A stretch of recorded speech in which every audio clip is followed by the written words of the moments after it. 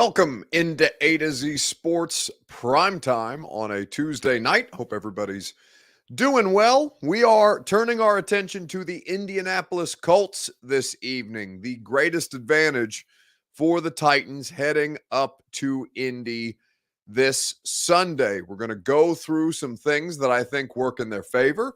We're going to discuss a couple of different position groups that it's been an interesting sample size so far through the first month of the regular season. We'll do a gone viral video because that's what we do on Tuesday nights at the end of the show. A lot of good stuff to get to throughout the course of the broadcast. Before we get started, and we can start to talk about these advantages that the Titans may have, I watched the Chiefs and Colts game back today before this show and getting ready for tomorrow's radio show, because I know that there's a couple of different things that I was looking for to see from that Chiefs-Colts result. Before we get into that, I need you guys to share this show on Twitter, YouTube, Facebook, and Twitch, wherever it is that you're hanging out with us. If you are on YouTube, like Derek R. or Deshaun Washington, you can like the video. You can subscribe to the channel. If you haven't done it already, you can tell a friend to do the same. We would be grateful for that ability. If you are on Facebook Live, you can do what I've just done. Share now to public in the bottom left-hand corner of your screen, like Mike A. Ralston or Al Andretti. If you're on Twitter, please simply retweet the show in the bottom right-hand corner of your screen, and you can get your Twitter folks involved with us that way. A lot of good stuff to get to, a lot of people who are here, and a lot more who will continue to pile in as we get up and rolling. So that being said, let's start the show. Welcome into A to Z Sports Prime Time from the Superbook Sports Studios. I'm your host, Buck Rising. I'm proud, as always, to be presented to you by Superbook Sports. That's where you go to take on Vegas this football season. They'll match your first bet up to $1,000 in the Superbook Sports app. TrueMav Fitness, a new way to work out in downtown Nashville in the Gulch. Incredible customized classes, personal training, and an open gym concept to boot. Everything you need to start your fitness journey, available at TrueMavFitness.com. Two Rivers Ford, the best car buying experience in the country as far as I'm concerned, but certainly here in Middle Tennessee. Custom order your next Ford from Two Rivers Ford. And Gary Ashton, the Ashton Real Estate Group of RE/MAX Advantage, the intel edge you need to succeed in sports or real estate can be found at GaryAshton.com. So, as we start to look ahead to Indianapolis, and understanding that the Titans did sweep the Colts last year and that there was some favorable poor performance by Carson Wentz that helped make that possible. And also, I thought the Titans did well to handle what is their greatest division foe. I think that through all the analysis this year and through the three results that each team has had, particularly with the Colts and the Titans, there's still a lot of questions about both of these teams. Now, some of them are similar questions. The Colts defense without Darius Leonard has not performed up to expectation, although they did play much better against Kansas City on Sunday. The Colts offensive line has been a mess, even as one of the highest paid units in the sport, which is crazy to think about, that the Colts would struggle this kind of way, but that has been one of their biggest hindrances. Now, the Titans aren't great on offense, on the offensive line either, by any stretch of the imagination. And certainly the defense has its own question marks. The secondary and lack of a pass rush is really tough for them to overcome. Now, there will be moments that they do. It just kind of breaks down to, all right, whose weakness in any given week, in any given game, in any particular opponent, whose weakness is going to show up on Sunday. So I think that's the place that we have to start here on A to Z Sports Prime Time with your Two Rivers Ford take. Which Titans veteran is most important to the team's success this season? This is an interesting question because you've got a pretty interesting mix of rookies and veterans playing for this team. Rookies or veterans and young players, second-year guys, rookies who are getting involved in the action. Which is the most important veteran, though, to the team's success? We've talked a great deal about the rookies. We haven't talked about the guys who can help prop this roster up. Carl Clemens with a great answer. Ryan Tannehill, the most important veteran to the team's success, because obviously they go as the quarterback goes. I had the question asked of me today. I did my Instagram Q&A that we do on the A to Z Sports Instagram story every Tuesday, for those of you who are unaware. And I was asked, in fact, the last question that I answered today out of like 30 some odd that we got to, is Tannehill still going to be on the roster next year? And my overwhelming answer is, yeah, I don't think, and I made this case before, like it's far easier for for Ryan Tannehill to get right and to maintain the final year of his contract, for example, than it would be Derrick Henry. Now I think, Taylor Lewan is probably gone. They're going to shuffle some veteran parts for certain as they try and restructure their salary cap and get ready for the big payday that is coming Jeff Simmons' way. Perhaps a contract for Nate Davis, Amani Hooker already having signed an extension as well. So I think that when you look at this situation, you have to kind of consider a multitude of factors. But Tannehill is a pretty good one. Brian Malone says not named Tannehill. No, I think Tannehill's a fair nominee if you want to make it Tannehill. If you want to make it otherwise, either way, it's your Two Rivers Ford take, and it's presented by Two Rivers Ford. That is where you go for guarantees, because there's not a lot of those when it comes to the cost of things these days, especially when you have to wonder what interest rates will be in the future.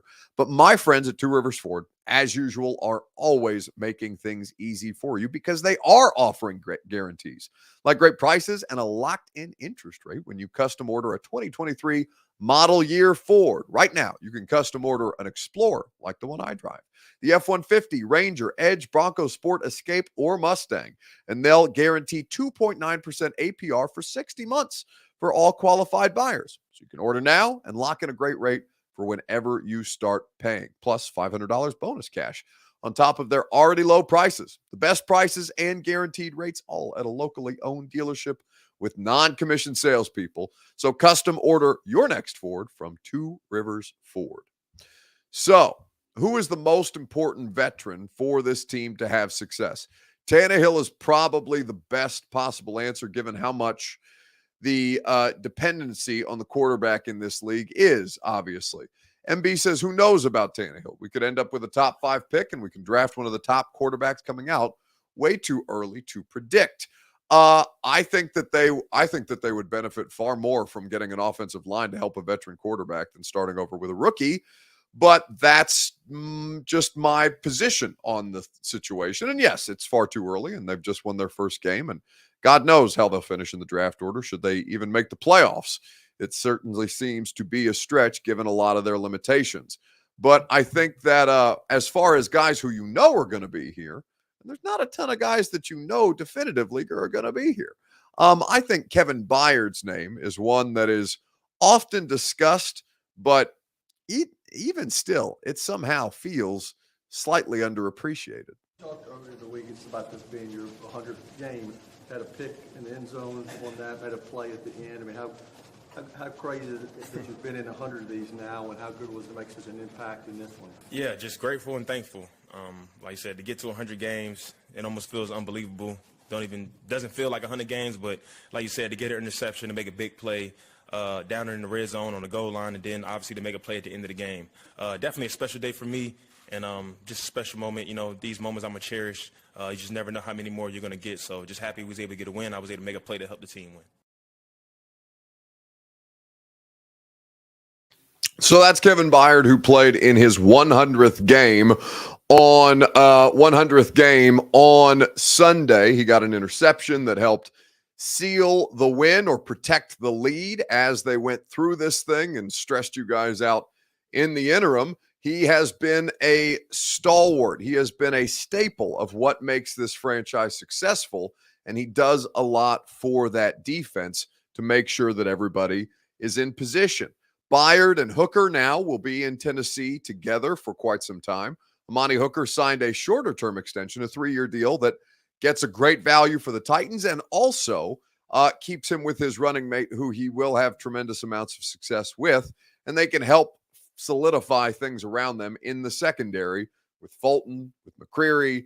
We'll see what role Caleb Farley ends up playing for this team in some form or fashion. Major Keys says, I hope KB retires a Titan. I want to talk about guys like Byard and Lewan from that standpoint, because I do think that there's an overwhelming sense that those are the kind of guys who end up playing their full careers in one spot, which is a very difficult thing to do. And by the way, beyond their control. We'll do that here in just a second, right after I tell you about TrueMav Fitness. A new way to work out is available to you at TrueMav. A new way to get in shape, a new way to maximize your fitness potential. TrueMav Fitness is an incredible boot camp style 45-minute class. No workout ever repeated or recycled. If you're a Nashville resident or a Middle Tennessee resident, your first class is free. They also have an open gym concept as well as one-on-one personal training that is offered. You can customize your price, your classes, all these different things. Membership, for example, if you want the full package, like I have, $160 a month, very, very cost-effective, gets you unlimited classes as well as access to that open gym. In the Gulch, great location in downtown Nashville, and classes for any level of fitness. TrueMavFitness.com to start your fitness journey today. I'm really fired up about the work that we're doing with TrueMav, and certainly with the goal of 200 by Super Bowl, we're going to get there.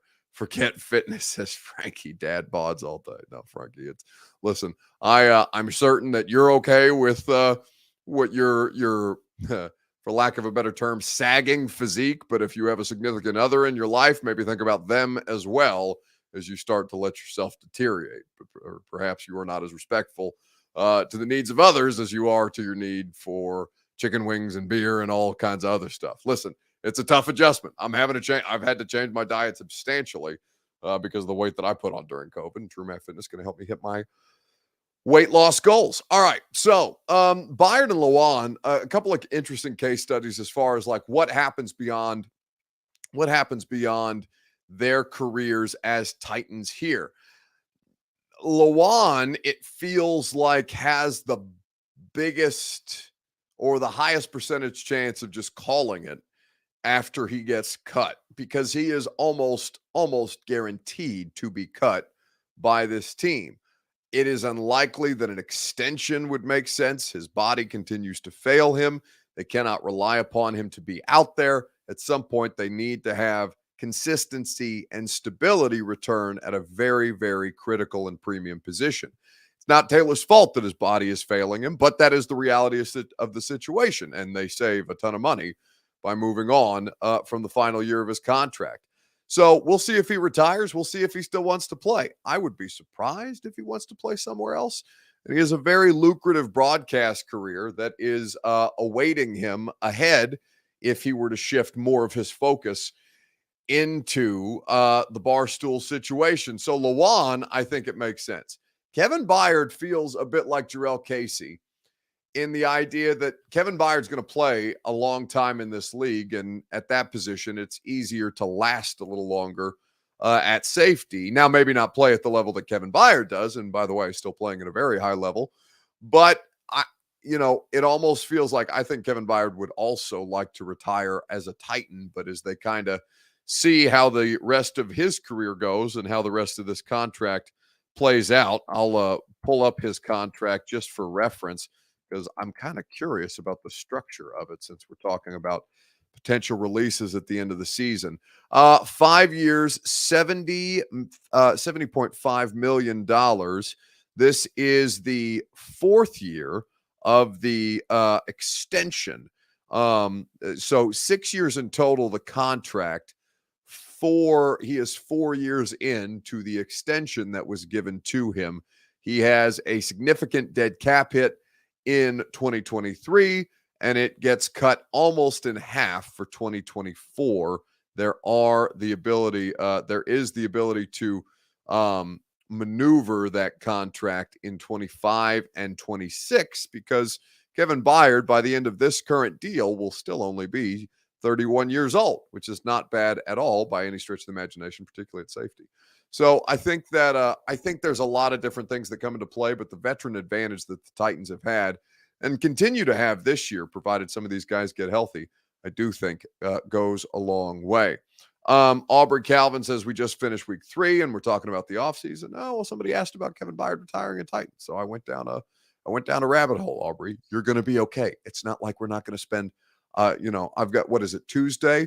I've got what? Let's see, 9 more hours of sports talk radio, 2 more podcasts to do, 2 more episodes of primetime to do this week. So at some point you're going to get your football. Like, I think, God, it's honestly one of the biggest things that frustrates me about football season. There's all kinds of batshit crazy stories across sports, and all anybody wants to talk about is football. I get it. Football keeps me in business. Football keeps you guys engaged. I love football because it pays my mortgage in big ways, and we love that. But, I also think it's incredibly irritating that should you just divert from the football for any, and we're still talking football, by the way, but just a slight diversion from the football. Give me my football. Talk about football. Week 4, Colts. But yes, the Colts game coming up this weekend, and there will be a couple of different positions that need to be evaluated, particularly defensive back and receiver at this point, which we've kind of talked about all offseason long.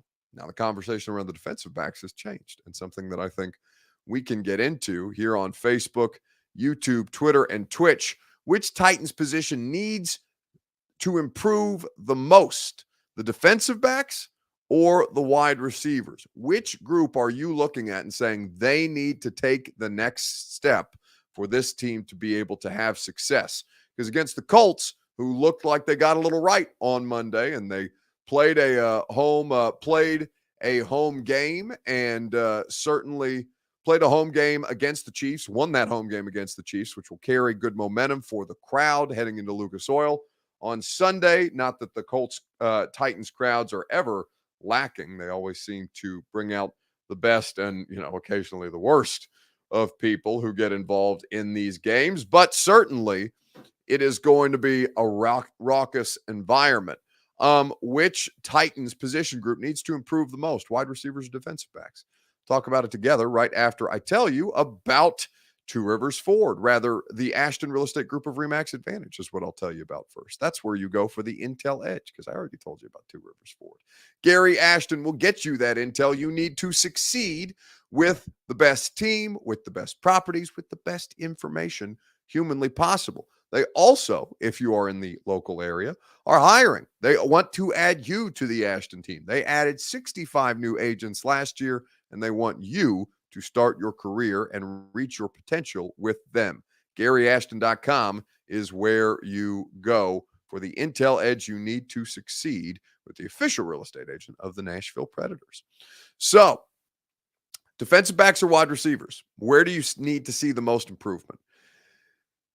I think the wide receiver stuff has been spotty. Robert Woods looked really good in extended work on Sunday. Treylon Burks was not as big a focal point, although I think he showed some promise in the first 2 weeks.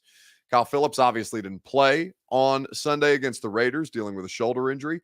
We won't get the first injury report of the week, by the way, until tomorrow afternoon, so you have to stay tuned for that to see the status of Bud Dupree and Ola Adaney and Kyle Phillips as well. Ugo Amadi, guys who missed the last game and will be needed in some form or fashion, in some form or fashion against the Colts to be able to have success and potentially handle an inferior opponent. MB is going off the board and saying the offensive line, they need to play 4 quarters. Yes, but I think the offensive line is a deeper issue, because what they have on the offensive line is what they have. Like, the offensive line is not going to get substantially better. I can't imagine they get substantially worse, although, as soon as I say that, what's my guy's name from Vanderbilt? Odangbo. Odangbo will go out there and have a 5-sack performance the way that Chandler Jones did in week 1 of 2021, now that I've said that the offensive line for the Colts, or that the offensive line for the Titans is not getting substantially worse at this point. Defensive backs, though, is the place that I worry, because without the pass rush, and we don't know about the situation with pass rush just yet, it is significantly limiting, especially when you're working with a younger secondary. This is certainly a secondary that, if Farley is going to play in some form or fashion, although it does not seem like he will, they are not going to have the kind of wiggle room that a good pass rush or even an average pass rush would help make up for them. But I do think that getting Robert Woods going in the offense was big. I think that Ryan Tannehill trusts him. I think that Treylon Burks is kind of the thing that we still don't know a lot about 3 weeks into the season, a month into the season. But the wide receivers have the ability to elevate this offense.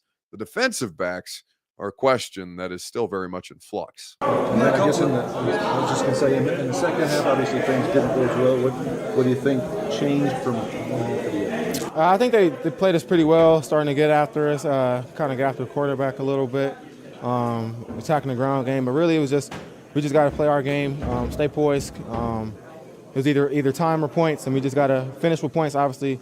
But we controlled the clock at the end. You had a couple of explosive plays in the first half. There were some other games that moved the chains, things like that. How much did the pass game help open up Derek in the run game and what y'all need to do in that first half? Yeah, I think myself, Nick, Treylon, I think all the guys being able to, Jeff, all the guys playing fast, being able to get to certain spots fast, was able to they were trying to get after the run. They were blitzing and stuff like that, finding soft spots in the zones, playing fast. All the guys getting to their locations. I think that allowed us to play fast, open up the pass game, and then really just back them up.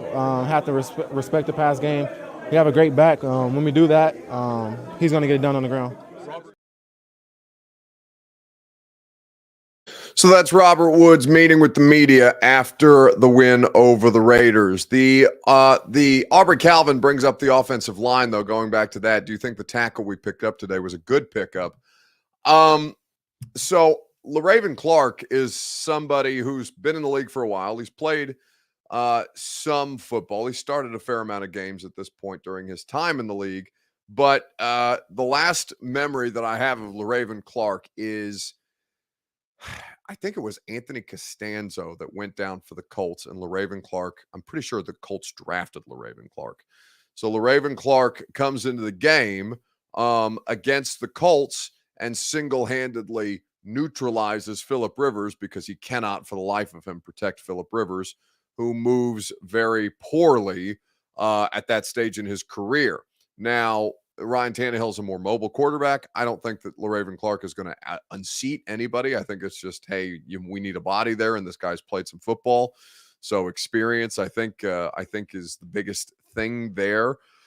So, more depth is better than less. And without Lawan, they certainly needed to add another physical body. Jordan Ruse is somebody who is also, I think, a player that they like as an undrafted rookie free agent.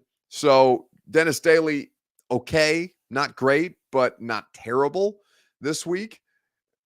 I don't think that LaRaven Clark is going to unseat somebody like Dennis Daly. Dennis Daly has played better football than LaRaven Clark in a larger sample size.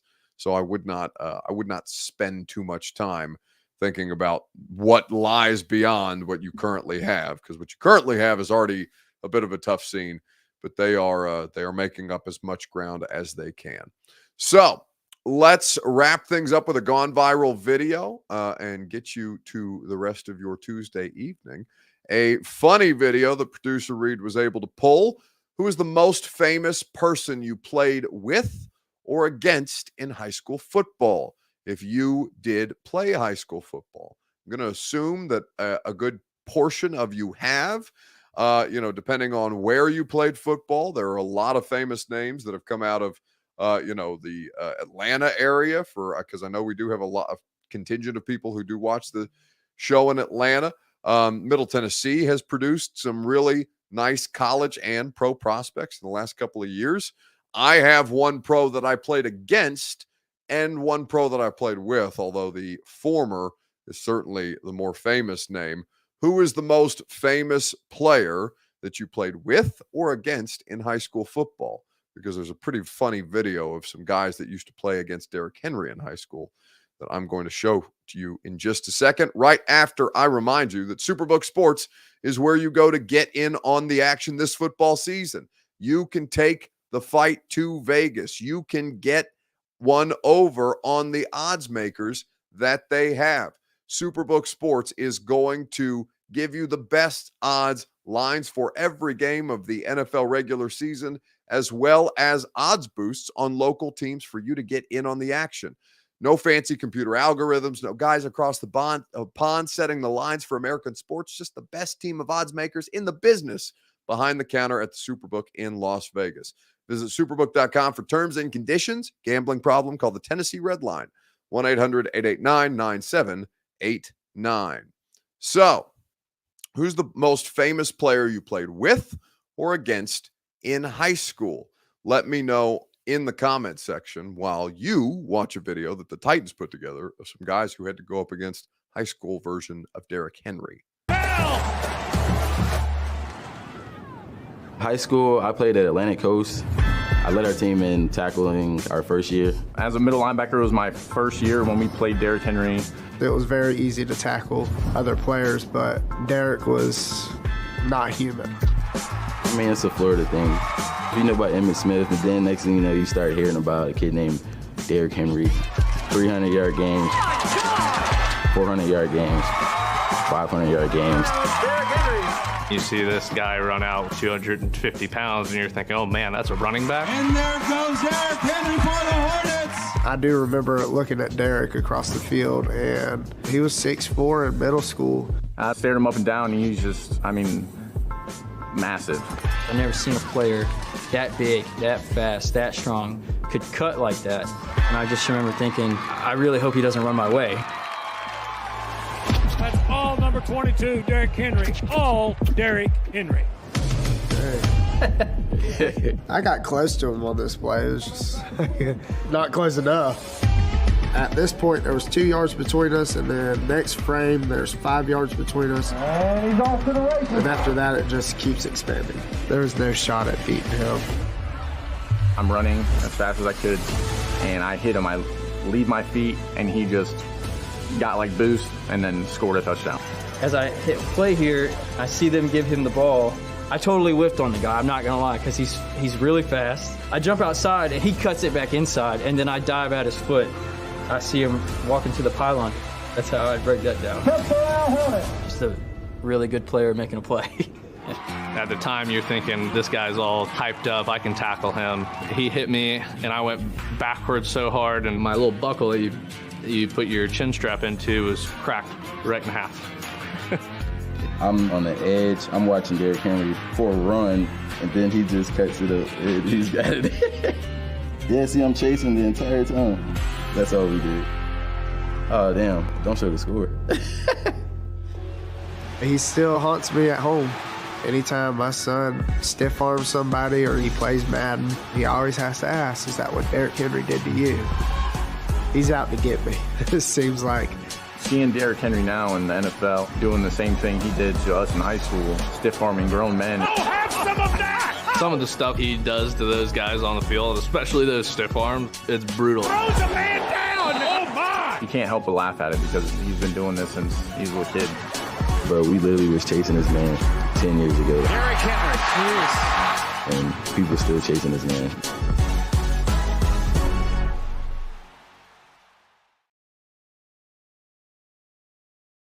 So a pretty cool piece put together by the Titans on guys who played against Derrick Henry in high school. It wasn't Derrick Henry, but he's probably one of the best offensive linemen of his generation, who I went against in high school, by the name of Zach Martin, the current, I believe he's the right guard for the Dallas Cowboys. He has been that size since high school. He was the team. He was on the team that we played in semi-state my junior year. We did end up advancing. The name of the school that Zach Martin went to is called Bishop Chatard in Indianapolis.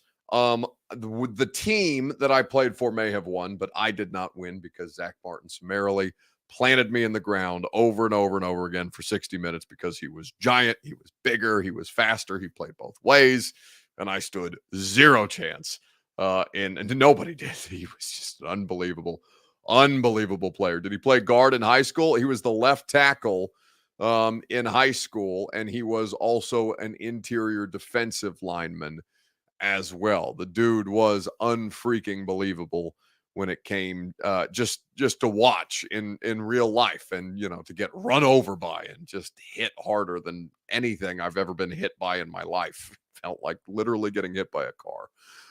Josh Norman and Earl Thomas haven't been the same since, Brian Malone says, talking about Derrick Henry. So who's the most famous player that you played against in high school? Sean Lutterlow says he played against Todd Gurley, North Carolina, all day. I bet that was quite the treat. Jesse Norwood says played against Juwan Jennings. Hopefully he didn't step on you the way he did to a Vanderbilt player. Aubrey Calvin says played with Kendall Langford and Quentin Spain and played against Morgan Moses, a couple of pro offensive linemen. Kendall Langford, I believe, a defensive lineman who was drafted by the Rams, I want to say. I know the name. If not the career. Buck, you could have caught Henry in high school. My money is on you, bud. Listen to me. I ran, I think at my height, I was not a fast person. Still not a fast person, obviously. I think at my fastest, I was barely getting under 5.0 in a 40-yard dash. So straight line speed was not your boy's strength. But no, I don't think I could have caught 6'4". Derrick Henry, I'm 6'2", 218 as of this morning. Derrick is 6'4", 260 pounds. Okay. And it sounds like he was pretty close to that in high school. So tough scene at that point. All right. That's going to do it for us tonight. I hope you guys enjoyed the Primetime Show. As always, thank you for your participation. We appreciate you hanging out with us Sunday through Thursday night. 2 more primetime shows to do. We'll be back tomorrow to get into some analysis from Greg Cosell. Be looking for The Install, the name of the podcast that I do with Greg Cosell, wherever you get your podcasts. Tomorrow on the radio show, you heard some Mike Keith highlights of Derrick Henry runs. The voice of the Titans will be on the radio show at 10:20 a.m. with us tomorrow. So I hope to hang out with you from 10 to 1 on 104.5 The Zone. And if I don't catch you then, I will see you tomorrow night on A to Z Sports Prime Time. See you guys. There's Matt. All right, we haven't scored a point since I came in here. I am gone, guys. What? That's it? But we got a couple more questions. No, that's it. Peace out by the GM.